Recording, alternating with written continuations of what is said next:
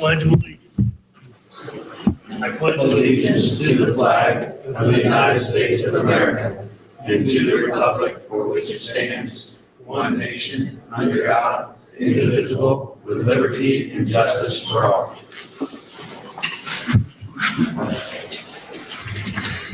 Before we proceed any farther with the meeting, I would just like to take a moment to send our condolences and sympathies to the family of Sandra Winnett.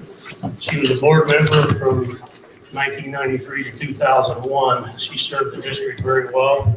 She was on board and she was very instrumental in the purchase of the land that the new elementary sits on. So I think it's just fitting that we honor her and offer our sympathies to the family. Great. Thank you, Russ. Item 3, approval and correction of the minutes of the regular meeting of August 17th, 2015. Motion. Householder, McCullough. Discussion. Vote, please. Mr. Brim? Yes. Mr. Householder? Yes. Mr. McCullough? Yes. Mr. Watkins? Yes. Mr. Blue? Yes. Passes 5-0.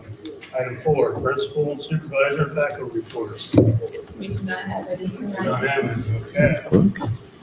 Item 5, the public participation section of the board's agenda.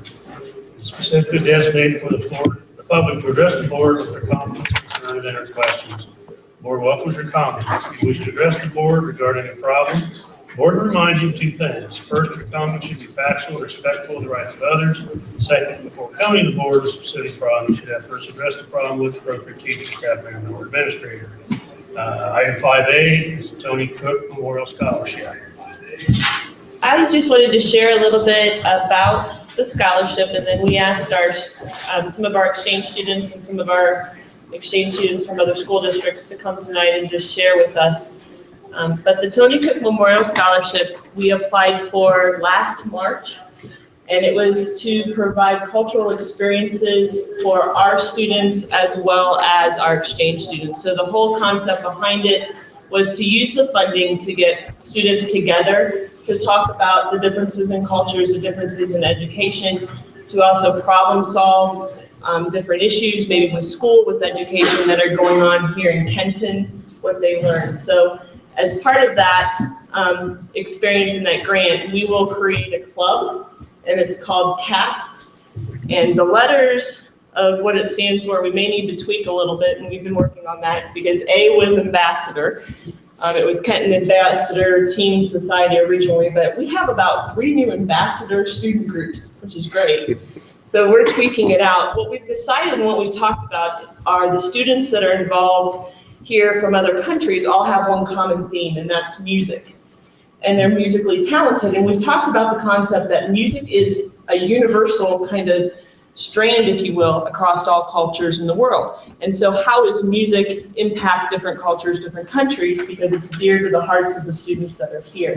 So a name we've been playing with is Kenton Artistically Talented Students. And maybe look at a group promoting culture and the arts, because I don't think we have a student group focused on that right now. But we'll have a teacher advisor for the group, and we're working through all those details. So as part of the Tony Cook Scholarship and the work we'll be doing this year, we've invited the exchange students that are in our cluster, if you will. So we're lucky to have 2 exchange students from POW here tonight, or Lewis Center, sorry. I almost messed that up.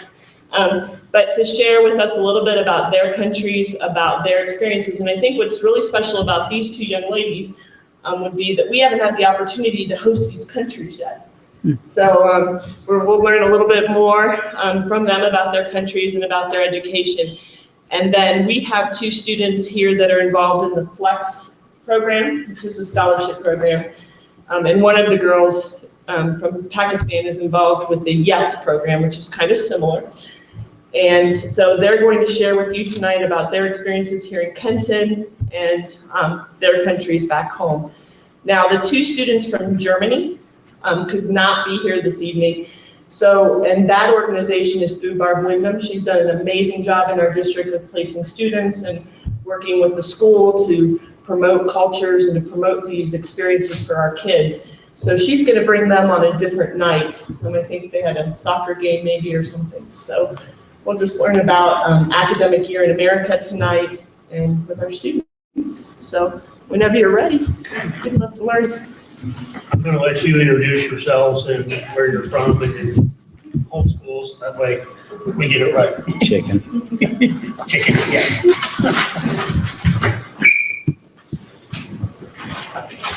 I've got some glory roads.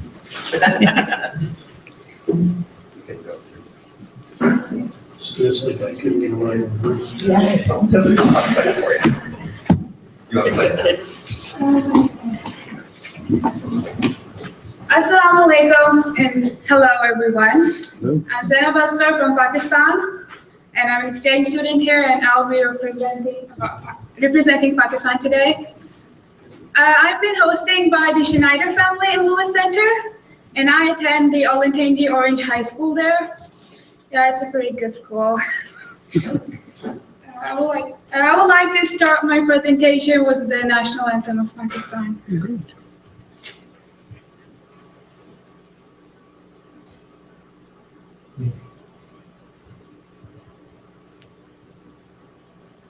Oh, thanks, Ryan. Come on, Ryan.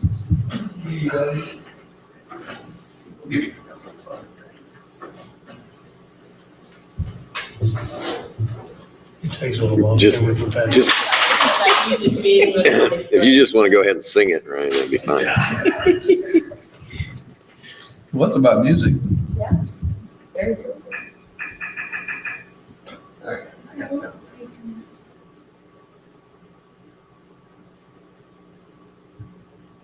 You know what? You got your flash drive still? I do. Let me see your flash drive. Well, when the video starts, the picture stays on for like 10 seconds. Oh. The video's not on there, because I bet it's on the flash drive still. So how does technology work in Pakistan?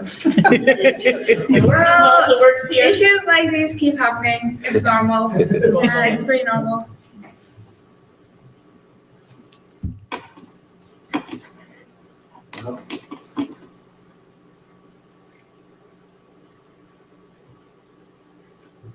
So you deleted it, huh, Ryan?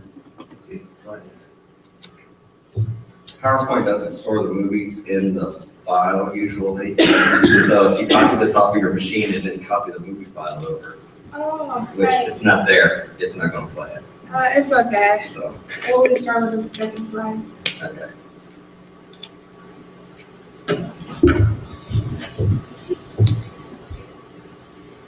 There you go. Pakistan.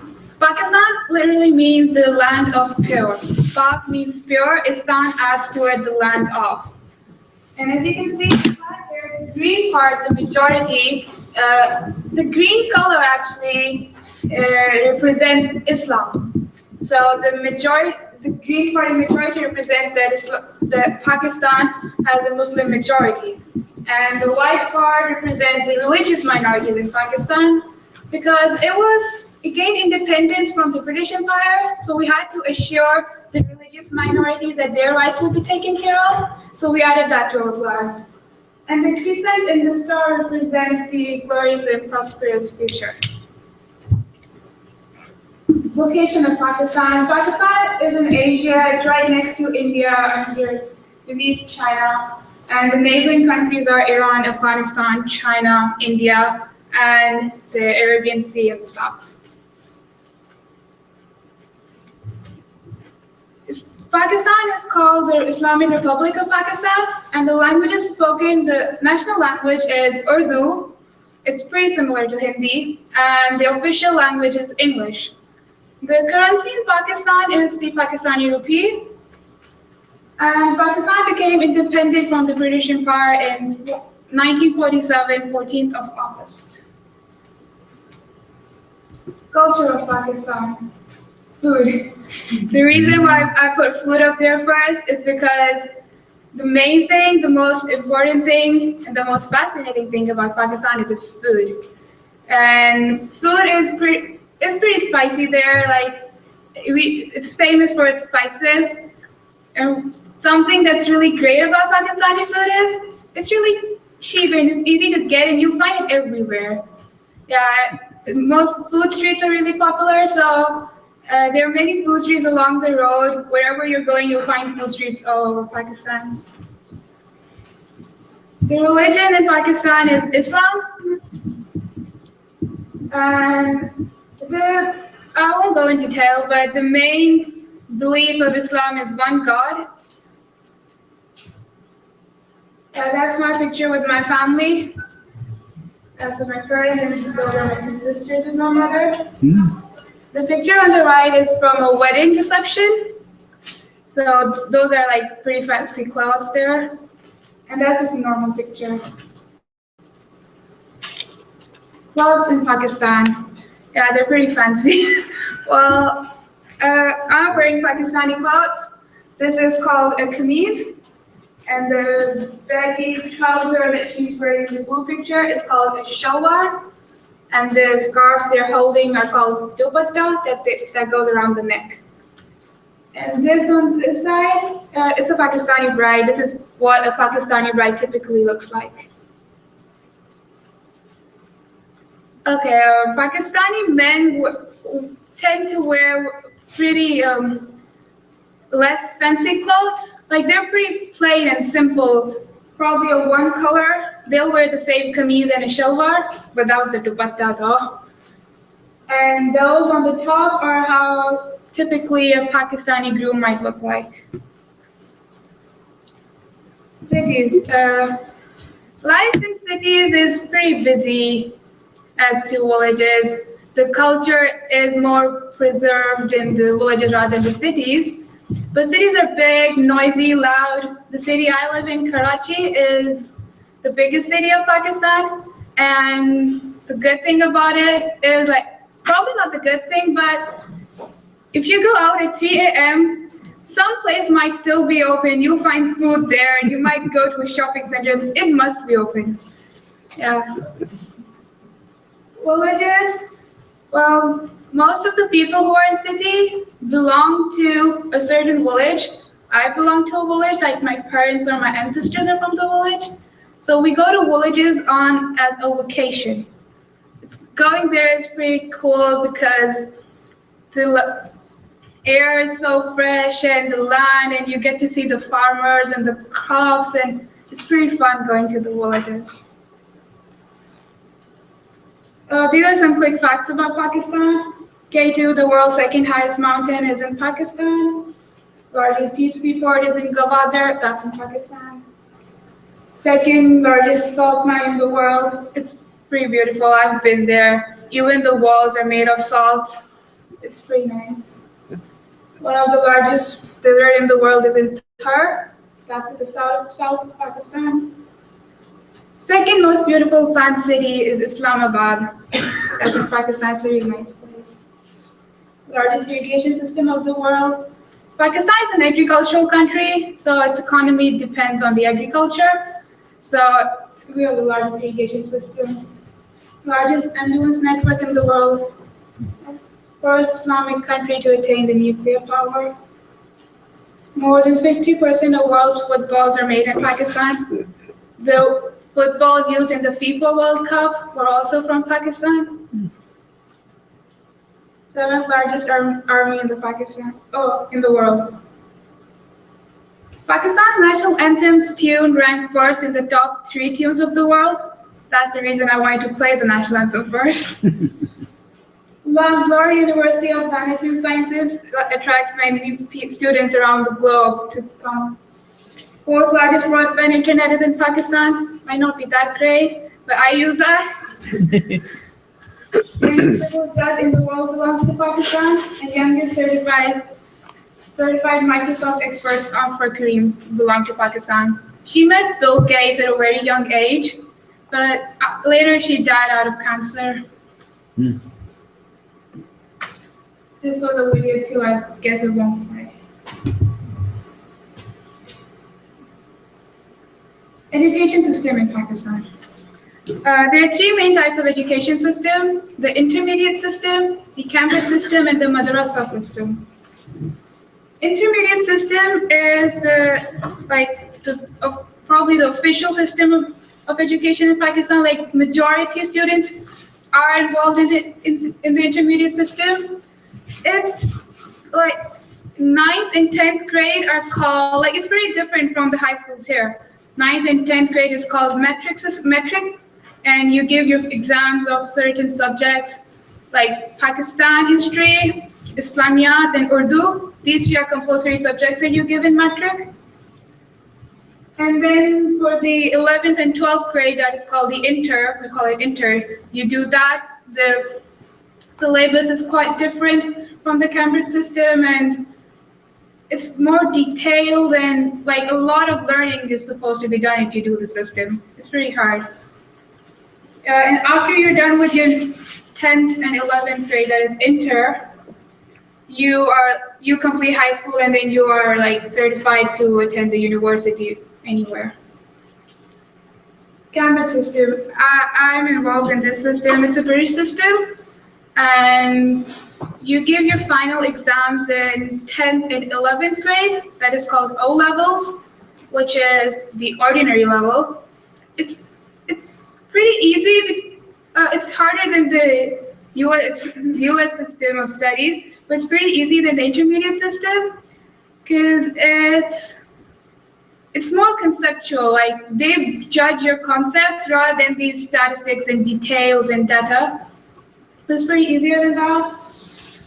And after you're done with your O levels, you do the A levels. That is the 12th and 13th grade, which adds another year to your high school. So A levels is pretty hard. And after you're done with your A levels, you're done with your high school, then you're able to attend the university.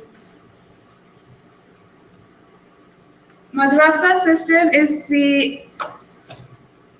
an institute where Islamic knowledge is given. All about Islam, the Holy Quran, like students memorize the Holy Quran, and it's all about Islam. Like most of the madrasas will give you other education too, like maths or science or English maybe sometimes, but it's more about Islam. You learn the details of Islam and what is the Islamic law. Schools. The first top picture, that's my school. That's the biggest school in Pakistan. Yeah, it's pretty cool. And the schools under them, some are from the Islamabad, the capital of Pakistan, and the others are from all around. And those are how schools look like in Pakistan. Yep, that's it. Thank you. Wonderful, thank you. Thank you.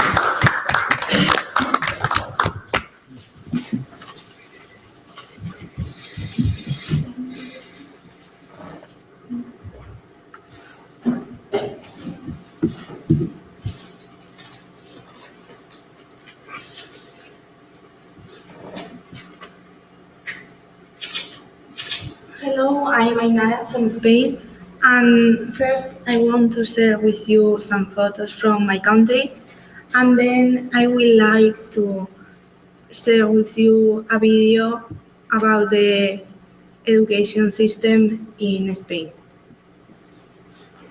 This is my country. Spain is in the south of Europe, between France and Portugal. These are some photos from the largest cities from Spain.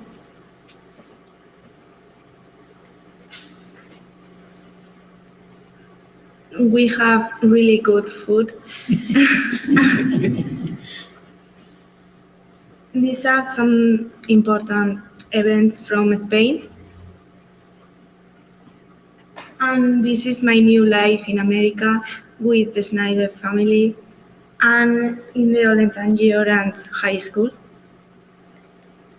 And now I want to share with you the video. Great.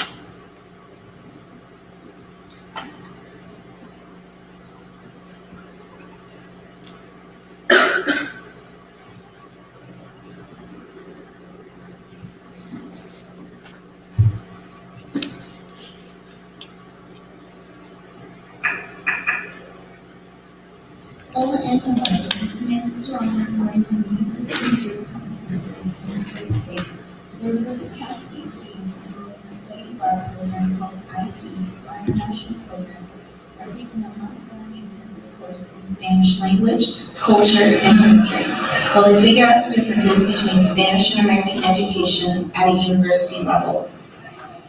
One of the main differences between American public education and Spanish public education is that Spanish students' schooling is paid for by the government even at the university level, so long as students test into their desired classes. These are other duties outside of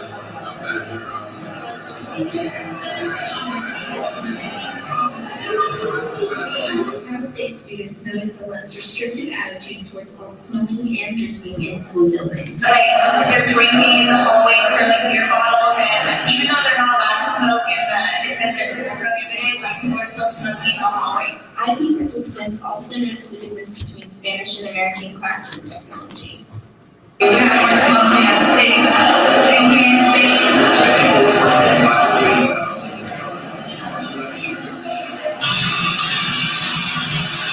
Many American students noticed a lack of variety in food prepared on the Madrid campus. It's more like there's just one place to eat, whereas like at my school at Long Beach State, there's like a bunch of different types of places to eat.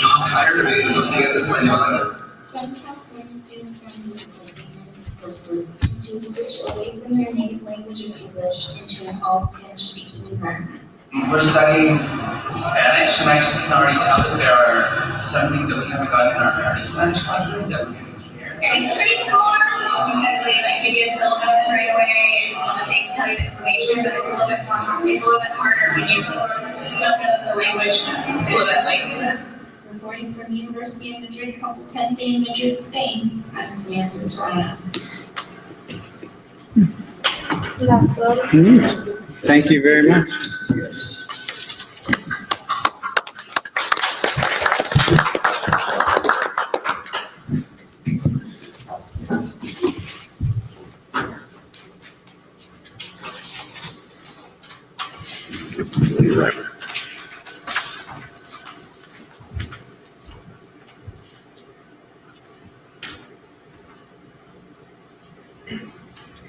Good evening, everybody. My name is Alexandra. I'm from Kazakhstan. I live in Pinzarsky family, and I would like to tell a little bit about my country. But at first, I want to thank Board of Education for having opportunity to present my country here in Kenton, Ohio, and be part of Wildcats. No, great. Kenton is the ninth largest country in the world. Its population more than 17 million people. It has borders with Russia, China, Kyrgyzstan, Uzbekistan, and Turkmenistan.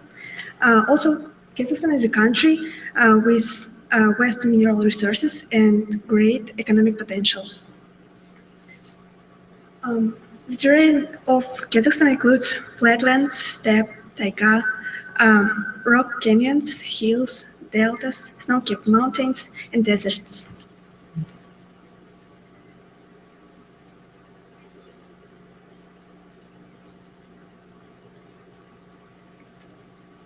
Astana city became the capital of Kazakhstan in December 1998. The city is becoming known for striking modern architecture.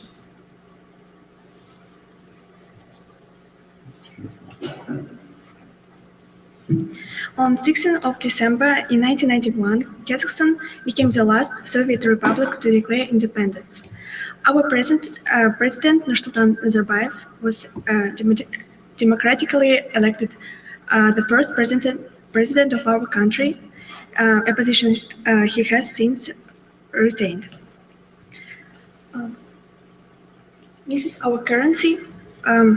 it's called tenge.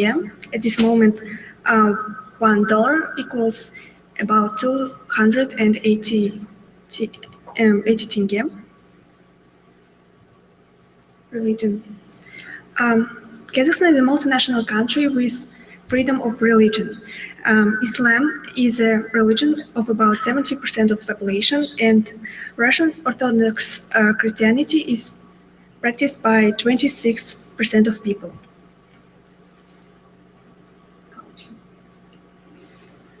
Modern Kazakhstan is built on 3,000 years of extraordinary history. Native Kazakhs, a mix of Turkic and Mongol nomadic tribes. In those times, Kazakh people had used horses for transport and yurts for their homes.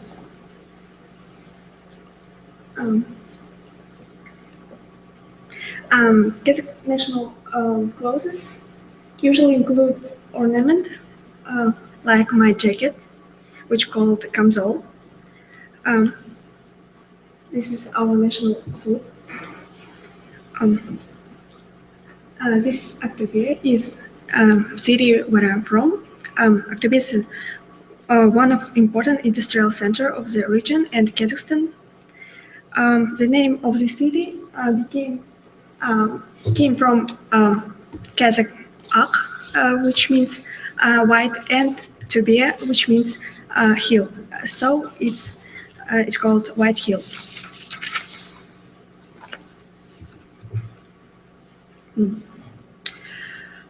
What about my family? I have 5 members in my family. I have 2 elder sisters.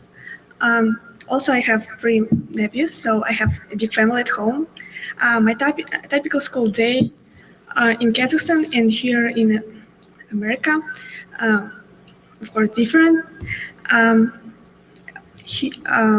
There we have different schedules every day, but with one group of people. And here I like that I can choose my periods and what I like. I like that I can combine my typical, my general periods and hobbies, which I like. Here I participate in magic band, chorale, concert corps, and tennis. I became the exchange student because it is a great opportunity to see another world, to plug in another culture, an American culture, and I like to traveling. So it is a great experience which I can connect with my future job. I very appreciated that I can do it now here, and I have a great family, of course. I have great teachers, who I like.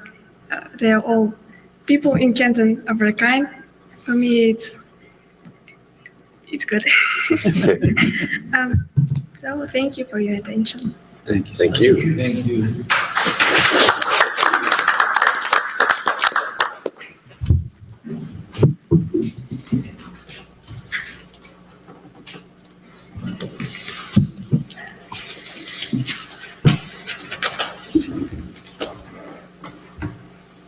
Hi everybody, I'm an exchange student from Ukraine, and I became an exchange student just because I had that opportunity, and I said why not? I'm probably not gonna want anyways, so I just take the opportunity, and here I am talking about Ukraine. Let's just skip to this slide. This is our flag. Yellow part represents wheat fields because Ukraine is an agricultural country, and well, we kind of depend on that. Blue part represents sky and prosperity at some point. Coat of arms has 3 parts, and it kind of represents the ability to fight for freedom, and it also I'm pretty sure that it has 3 parts. It means something, but we're not gonna get into it. Ukraine has 7 borders with different countries. Biggest are Russia, Romania, Poland, and Belarus. And Ukraine is the biggest country in Europe, yeah, except for Russia, but you know. Well, Ukraine has 24 regions, and mine is like in the center. And right here you can see capital, and that would be my region up there. The capital is Kyiv. Area of Ukraine is 600,500 kilometers, square kilometers. That was easy. And you also can see number in miles. Currency is green, and you can see how it looks right over there. This is Ukrainian food.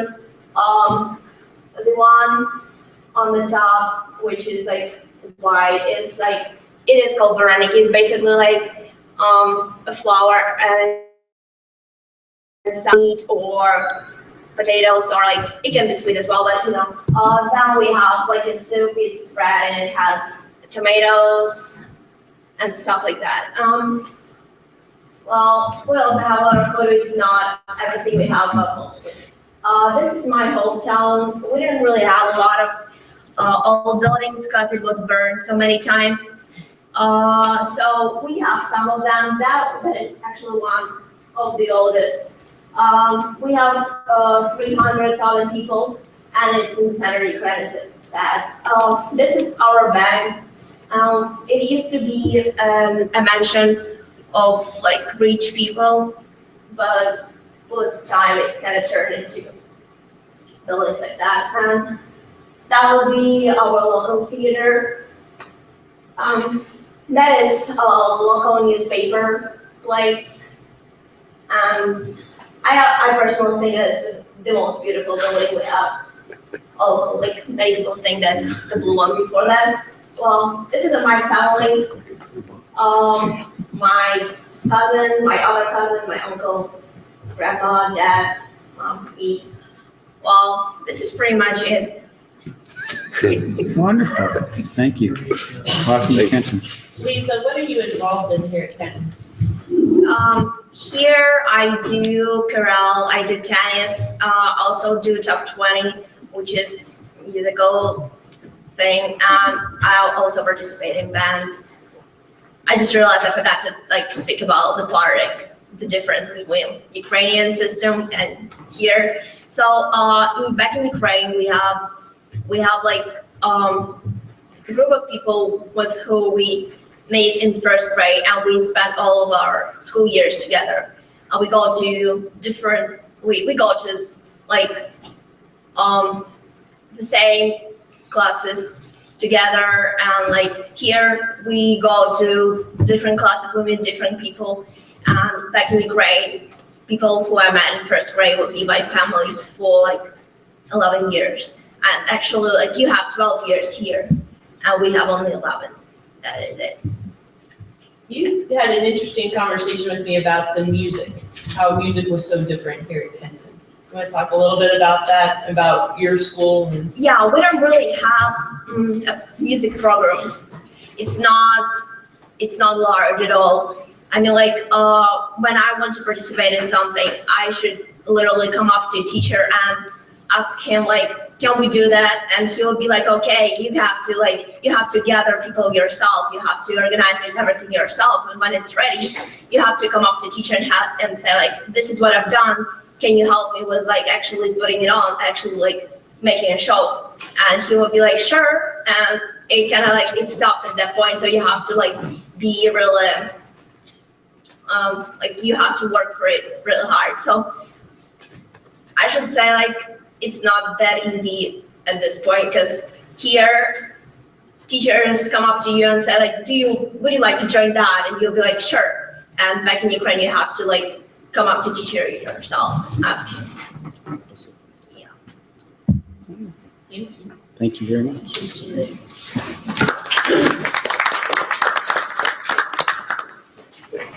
I'd like to thank all you young ladies for your time and coming tonight and sharing your stories with us. We appreciate you choosing to come to Kenton and Olentangy. I think it's a great experience for you, and it's also a great experience for our students to be associated with you. And if you'd like to stay, you're welcome to do that. They're gonna watch how a meeting works. Okay, you're welcome to stay as long as you like. Anybody have any questions for them? All right, Thank you. thank you. All right, item 6, reports of the treasurer. 6A, approve the following cash position, check register, receipt ledger, investment, budget for actual, and your motion to accept, please. McCullough? Graham will second. Bella and Brandon. Discussion? Vote, please. Mr. Householder? Yes. Mr. McCullough? Yes. Mr. Watkins? Yes. Mr. Blue? Yes. Mr. Brin? Yes. Passes 5-0. Item 7, superintendent's report of communications. We just have a lot of progress going on with our grants currently in the district. So you'll be hearing a lot about recruitment of mentors. We need a lot of community support and volunteers to be one-on-one mentors for our at-risk students, and both academically and as far as just building a role model, building assets within the children's grades. That would be grades K through 10. And then in grades 11 and 12, we're working on establishing internships, capstones, and mentoring programs that focus around career and technical opportunities, as well as college readiness for our juniors and seniors. So it's a very exciting program. Again, one is called Community Connectors, if you hear that from the chamber. The other is called Club Roar, and that's the one that focuses out of the elementary school. So some exciting times, lots of communication going out, but if you're interested in being involved at a certain grade level or with a certain group of students, or maybe you have an activity or something that you could coach or start as a new group. So we have opportunities for after-school programming. So we've had the art club in the past, we've had robotics, we've had different art programs, music, those kinds of things. If there's something that you have a passion for that you would want to work with a group of young people after school, these grants will allow for that. So you'll see the recruitment and those things coming. I think the only other thing that I just want to share, and I'll cover policy committee just so because we didn't meet, is that Neola did send the policy update.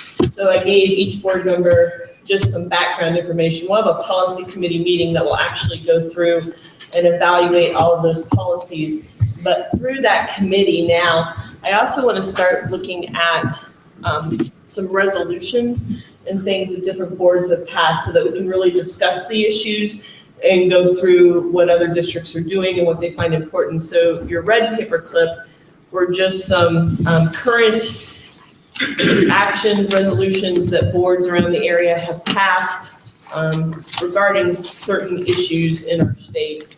So the first one, and we'll go through all of them in policy, but just to give you some idea, the public some idea, some current issues would be Ohio High School Athletic Association passed a resolution about drones. I think the unmanned aerial vehicles and how they are doing recording of different athletic events. So that's something that we'll look into. There were also some things that Tracy shared about the tangible personal property tax, the changes that the House bill did to that. I know you shared one about how, I think it's, and correct me if I'm wrong, how charter school and scholarship schools were funded and the effect on the state funding for public education. So we'll look at that. And the other one dealt with electing new boards of education. And I think, is this how the books come? That there's some new questions and issues there. So OSBA, Ohio School Board Association, had passed some resolutions about what's going on in Youngstown. So I would like to take our policy group and kind of evolve it to look at issues. And then we can bring our recommendations back to the board. So that's really all I have.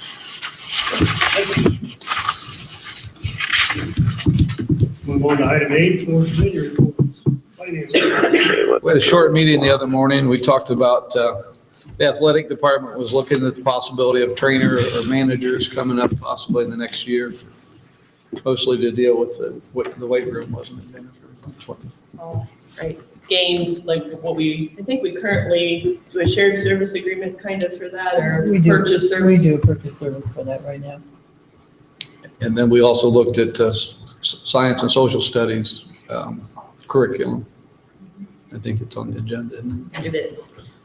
And then we talked a little bit about the painting restoration, Macintosh, or, so I don't think anybody's made a decision on that yet, or direction.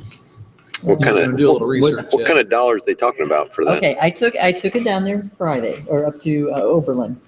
And he says that it should be right around $700. Yeah. And that's basically just to clean it. Clean it, to fill in the cracks. There were two spots where there were actually some missing parts that he would clean up. It's a $50,000 painting. Yeah, that's a lot, less than I'd anticipated.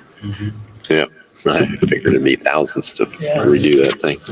He Just said, because it's such a specialized. 2 or 3 times that, wasn't it? No, at least that, yeah. he said the cracking is pretty normal, but because you can see the yellow now, which is deeper, he said that would probably be where he'd be spending most of his time.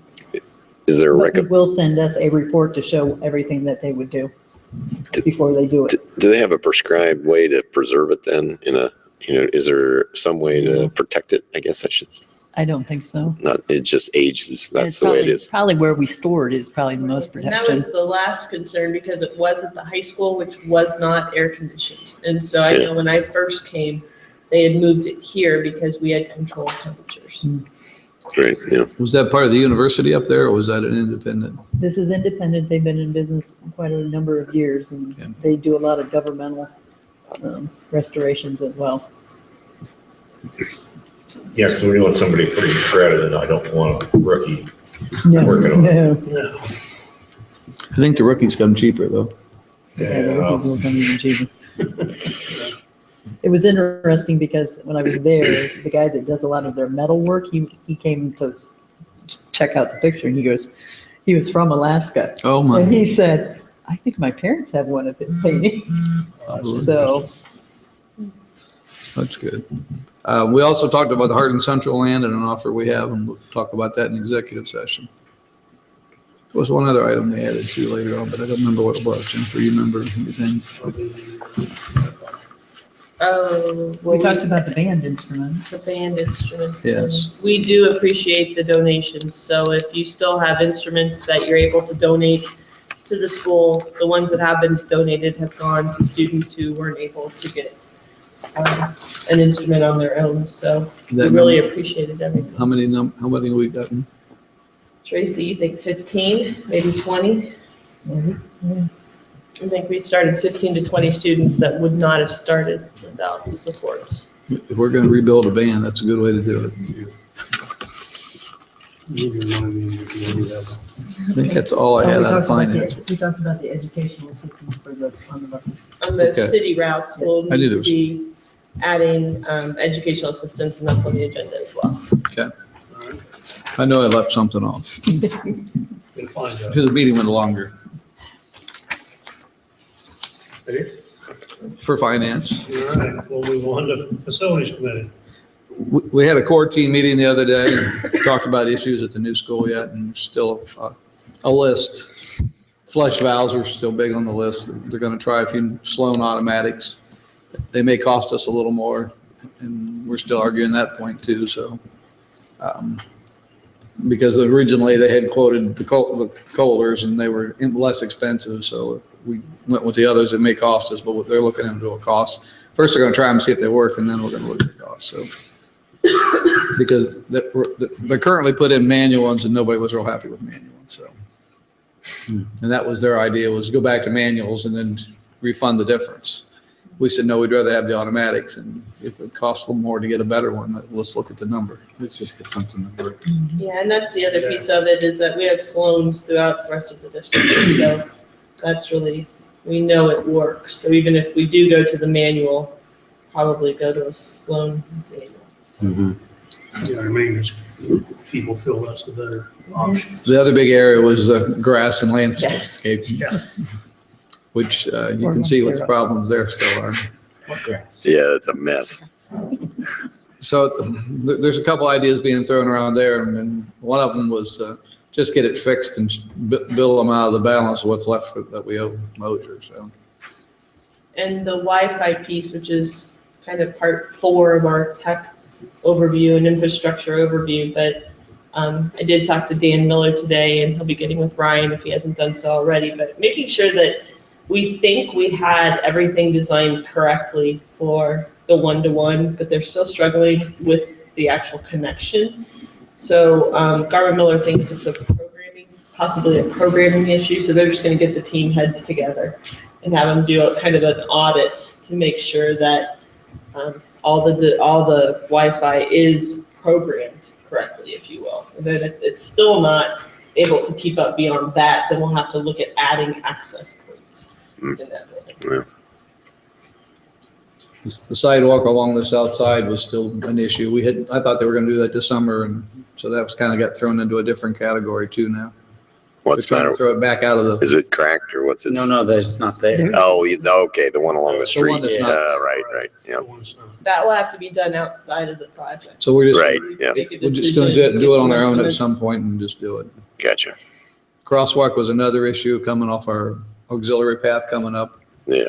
And so there's a question there about legal issues and what type of crosswalk and some other things. So that's a little more research into that yet too. Feed status was brought up and it looks like it could easily, we're going to make the goal. So, Yes. We're finalizing that. Yes. and then just trying to get it all wound down and get everything finished. So pretty much, we have a meeting scheduled first of next month to meet with middle school and high school on projects for buildings. So Is that October 5th? yes, I think it was. I have something for facilities that I had a conversation with John Allen Doolin. You guys know him. He does Harco's buses, does the maintenance. He said that their contracts comes up in a year, next summer maybe. And he thought it was his suggestion that before we build a bus garage, we should have a conversation with them whether we should incorporate maintenance duties or maybe whole transportation management with them. We should have a conversation with them and see if that works together before we build a new facility, because that would change. I forget how many he said they had, maybe 8 or 10, maybe not. Maybe it's only 6. I don't know. So I'll just pass that on. I thought it was a good suggestion that we ought to check into with that organization before we finalize our plans, I guess. Combine resources. We don't have anything finalized for sure. Right. It's the right time to do it. So just a suggestion from the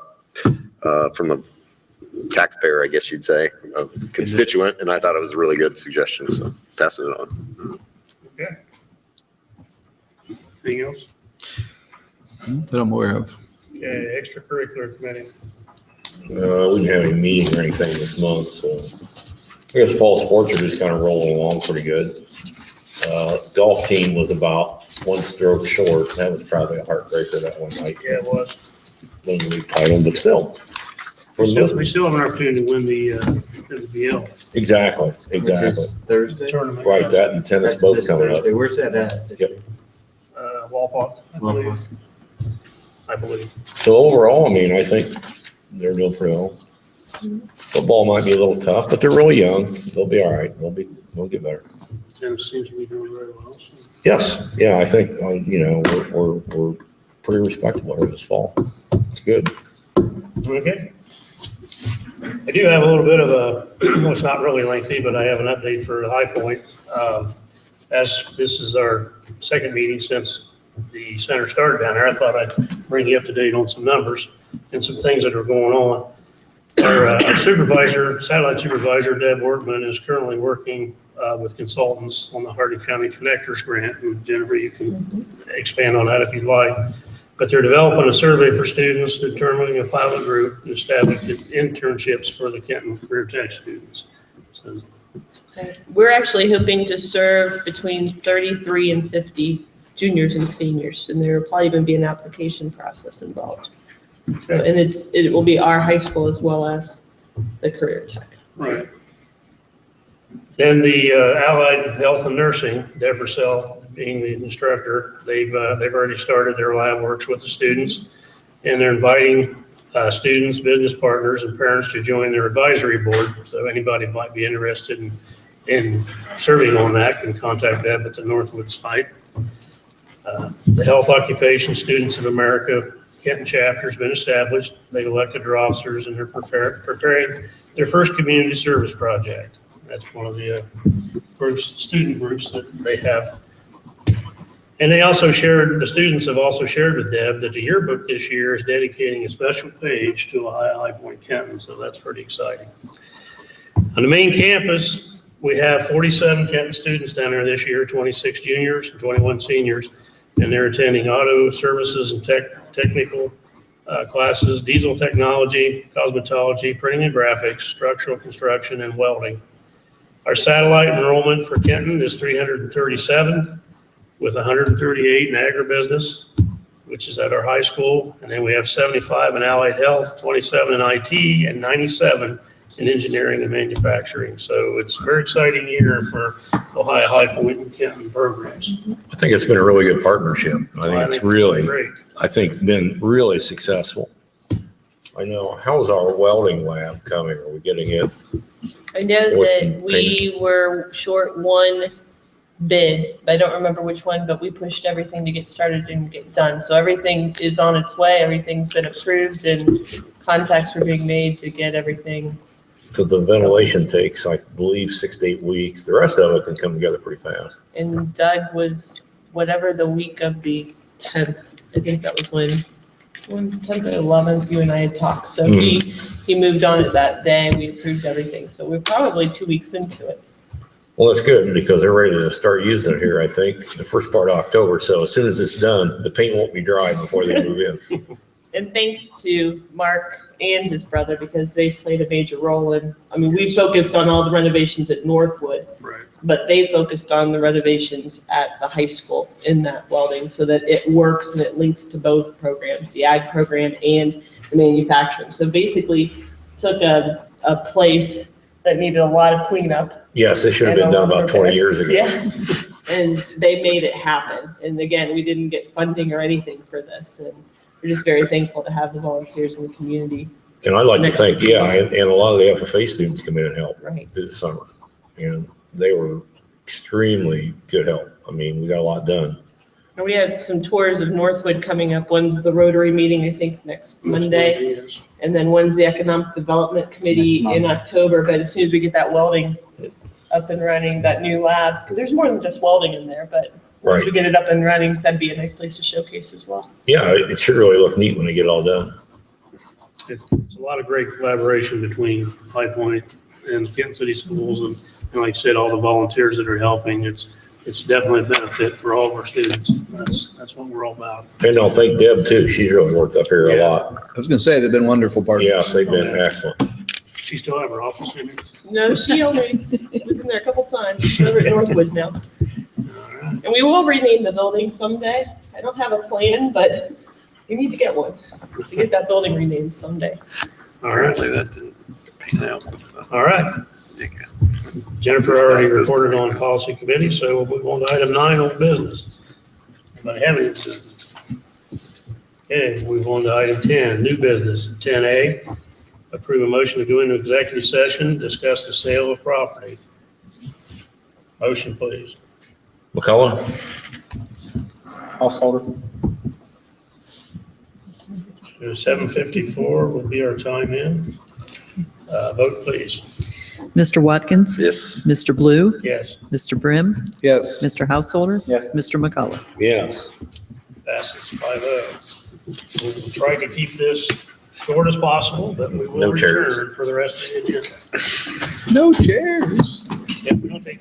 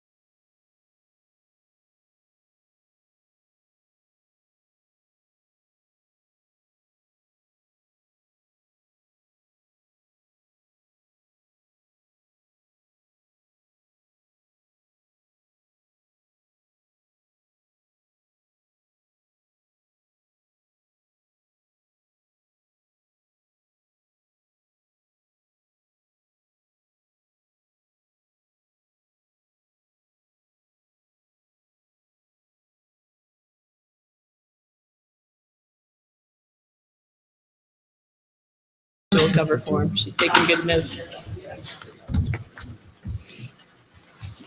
We're still in a meeting, All right. right? Back in at 8:12. Move on with our agenda. Personnel items, item 11A through 11D. Need a motion? Dave Brim will second. and Brent. Any discussion on any of these items? Vote please. Mr. Blue? Yes. Mr. Brim? Yes. Mr. Householder? Yes. Mr. McCullough? Yes. Mr. Watkins? Yes. Passes 5-0. Okay, item 12A through Now watch this one because I don't know if your Yes. board agendas have been corrected 12J. through 12J because the numbering got mixed up at the end. They So it did. should Now only be it's through fixed. 12J. 12J, we have 12. Item 12A through 12J. Need a motion? And a second, please. McCollum? Householder? Any discussion on any of these items? This is where you'll find, I think, the curriculums in here. Yep, 62,327. Yeah, 12G. And then the bus route assistants are the next one. To 12A. create. Right. Any questions on any of that? And of course, our standard permanent appropriation resolution, we have to have by September 30th. Okay, if no other questions, vote please. Mr. Brim? Yes. Mr. Householder? Yep. Mr. McCullough? Yes. Mr. Watkins? Yes. Mr. Blue? Yes, passes 5-0. Item 13, approve the proposal from Perry Protect to upgrade the Wi-Fi at Kenton High School and Kenton Middle School in the amount of $110,086.66. Motion, please. Householder? Second, McCollum? discussion. Ryan, you're up. What do you want to hear? We want you to explain this because you do it better than I do.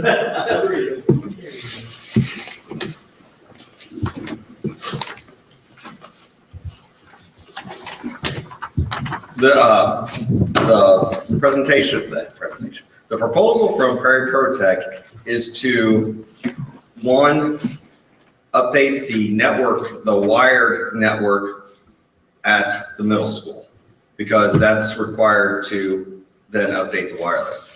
It's basically the same thing we did at the high school last year, which the whole proposal, once it's finished, it was hard to explain when we were talking about it. Our network's reliable, but it can be more reliable. And in technical terms, you usually say number of nines reliability. 3 nines, 4 nines, 6 nines. We were probably 2 nines, 3 nines, 99%, 99.9, which seems pretty high, but that still equals out to several days of downtime throughout the year.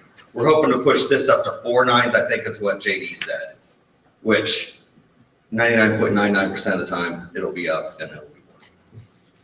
The other advantage to the proposal is we noticed this after we did the high school, just the wired network, the number of help desks that we get on just weird anomalies that we could never track down went down. We didn't have these weird issues that we never could track down where the problem was, because by the time we'd look at it, it would go away. And those weird anomalies is what I'll call them. I'll try not to use too many Star Trek words tonight, but an anomaly is what would happen, and by the time we'd look at it, those went down.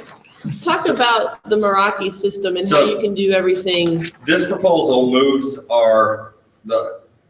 the access points, I don't have an example, looks like just a little space station thing. See, I'll still throw Star Trek stuff in. Space station. Yeah, it looks like a little high-tech space station thing. And that's when we talk about the access points at the elementary school, that's what we're talking about.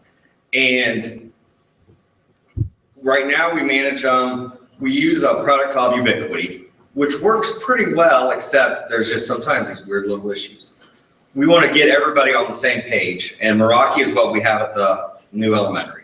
So first, for starters, everything will be on the same page. It's all managed from the web. They handle all of the server side of it.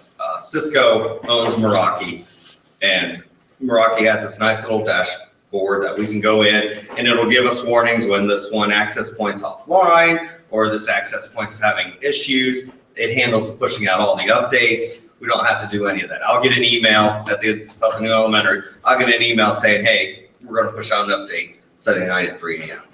Your users might see some issues at 3 a.m. and it's like 5 minutes worth. So that's not a big deal to us. You also get notifications though when there's something, like you had the 100 at one access point. Yeah, that was we can having pull the up 100. like each access point, exactly what's happening at that access point, what's using most of the bandwidth. So if we're having an issue, we can go and look at the access point and say, hey, this one device, something's wrong with it because it's sucking down all the bandwidth and causing us problems. Each access point, we try to keep the connections around 50, 75 is really pushing it. So the proposal almost puts a base station in every classroom at the middle school and high school. Can you talk about that Wi-Fi audit a little bit? Because I did email that out to all the board members that was done. For the Wi-Fi audit, Perry Pertec had a company come in and he walked around with a laptop and a sensor device to map out how our signals propagate through the buildings. The high school is better at that than the middle school. The middle school has something in the walls that just makes signals do not travel very far at the middle school. Yeah, they're like 3 feet thick and they're steel and titanium, kryptonite, I don't know what else in those walls. But there's enough in there to cause issues. So when he did those, it gives them a map to follow when they go to put in access points so they can better map those things out. Our ubiquities aren't compatible with the Cisco switches. Most of the time you power them from the switch. The switch, it has one network cable and too bad I don't have examples. It has one little network cable and that gives it network connectivity and power. The switches, the Cisco switches do not like the ubiquities, so we have to use a power injector. So at the high school, we have this mess of these little boxes for each one of the access points up there, which is, I can't remember. That was 86 total. A lot. The proposal is 86. But so we can't manage the power either from the Cisco switches because we just can't do that. So it'll cut down the redundant, it'll cut down having to have this extra power injector in there because it can all be managed by the switch. The machines can, the access points are all managed by the cloud, so we don't have to handle running any software because right now we have a server running to manage our ubiquities, but they don't give us the amount of control that we get with the Meraki's. The other piece is that technology is integral to our instruction. Yeah. It's a crucial part of how we're designing lessons. Our curriculum is now more based off devices and working devices. And so when you get the help desk or the frustration, if something goes down, a classroom can be down from the instruction. And with curriculum online, that means total redesign for that teacher, possibly on a moment's notice, if it doesn't work. And so the whole basis of doing these audits last year was how can we improve our infrastructure? How can we lessen that downtime during the instructional? And we noticed a big, just doing the network wiring helped a lot. The other piece of this is these are all the newest wireless, 802.11 AC, which we do not have at the elementary school. The elementary school, if you could have waited just 6 months to build the elementary school, we could have gotten 802.11 AC, but it wasn't ratified. It was just bad timing. By the time you put those in, by the end of the high school, there's going to be something. Yeah. But the 802.11 AC, which will be at the middle school and high school, work better with multiple devices. It's higher throughput. There's usually more antennas in the device, the access point. The more antennas in the access point, the more it can do. And 802.11 AC, which is the newest standard, supports that better than what we have now. What is the life of these systems? How long is what we have in there now? The elementary school, they put in the Meraki's and they bought 5 years of service with them. We have a Meraki in this building here that we use for wireless that we got for free for watching a webinar. It's like a timeshare for geeks. And they sent us a free access point. That's been passed. I don't know how they still let us manage it, even though it's been past its time. We've had that here 6 or 7 years. But 5 years is probably. 5 years is very safe. Yeah, these will last about 5 years. what it's going to be. Yeah, and they offer maintenance on them up to 10 years. But you by the time you get to 5 years, you probably bought a new one. So. And just to add more. Technology looks different. I mean, Yeah. what we do in 802.11. the classroom and our needs have probably shifted at that point as well. Yeah. Yeah. It was 5 years ago. That's a good point. 5 years is probably the limit you really want to shoot for, really, too. I mean, Well, you don't want to spend the money and get 5 years, but you don't really want to reach beyond that because you probably need something different. By I know David asked about the curriculum in general, like what was our license on a lot of it, and a lot of that online resources are 6 years. Yeah. For actually the license of like what we approved tonight. And you think about 5, and we could kind of look 5 years past. 5 years ago, most of the access points only had 100 meg uplink, which meant, say you had 10 devices on it, you only could do 10 meg on it. That's with 10 devices. The current ones now have a gig uplink, which is 1,000 megabytes. So that supports, so we can have 100 on them and they have 10 meg, or 15, you have 20 meg, so you can do the math. They're not all using it at the same time, but it gives us that throughput. So that was the last 5 years. In 5 years from now, unless something happens, I don't see gigabit being a factor in speed. I mean, a gigabit's incredibly fast. So I'm sure we'll get 5 years out of it. So in your opinion, once we get the infrastructure finished, which is this should finish it. Yeah. At the middle school and high school. Yeah. And we get back with Net Tech at KES and we go over what is the real problem there? Why are we having the failure, which we might be programming, might be access points. We may have to put out a little bit in access points if that's what it ends up being. After all those pieces are in place, we should really see the kind of results we saw at the high school in March of last year. Like with what we're actually, the reliability of teachers to be able to do what they need. When we did the online testing last year, I couldn't have been more happy. I can't believe how well the online testing went. We actually had a wiring closet lose power because the battery backup went bad. And the laptops dropped down to the base stations underneath it. It was the second floor. And no, I had one student that we had to restart their machine. The rest of them. So And that was all designed by Perry Protech and the whole, I mean, the wiring, what they did. Yeah. So it's the continuation of the work that's been done. Yeah, it'll make things more reliable. And this is something that if we don't do it now, we're going to have to at least do the network wiring at the middle school. Because even if we start a new building to replace that, it's going to be at least 5 years before a new building's in place. Well, we don't have a choice. We've made the commitment moved to it. forward on this path, and this is what's required to move forward on the path. So. Yeah, and there'll be. It's like buying a Ferrari, not putting any gas in. Exactly. And there'll probably be 2 more things that we'll need to discuss, and that's the power issues. Mr. Comstock and I have been talking about if the server room at the high school loses power, the whole district loses all internet connectivity. The elementary school loses phones.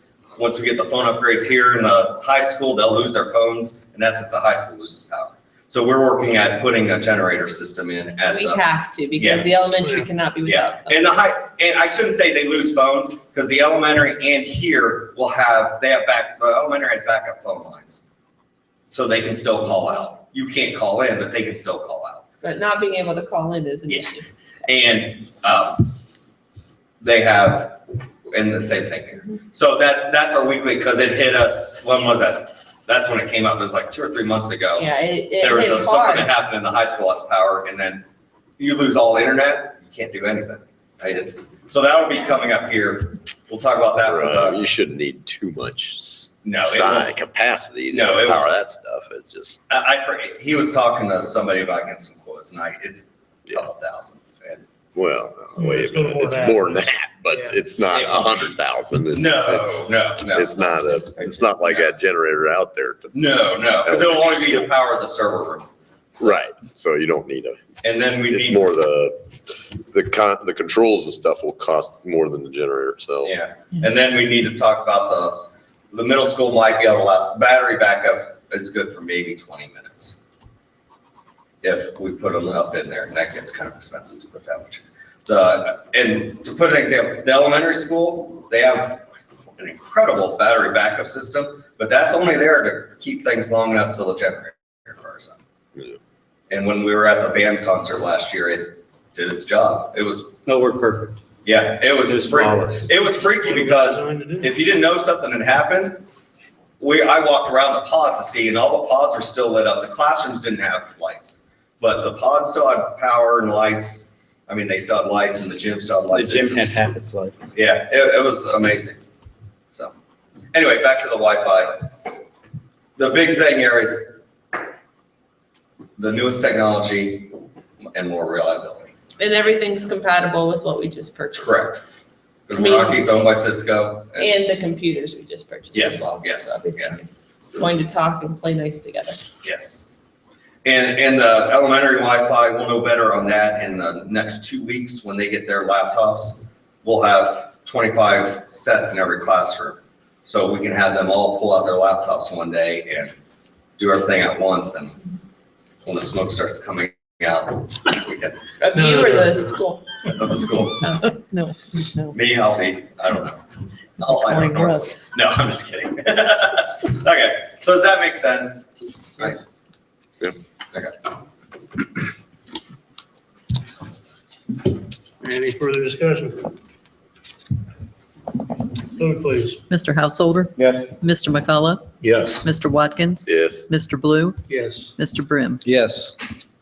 passes 5-0. Item 14, we need to approve to go in executive session to discuss the evaluation of superintendent. 8:29 will be our time in, and there'll be no further action taken when we return from that executive session.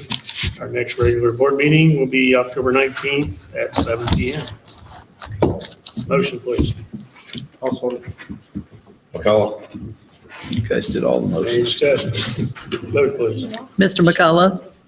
Yes. Mr. Watkins? Yes. Mr. Blue? Yes, Mr. Brim? Yes. Mr. Householder? Yes. passes 5-0.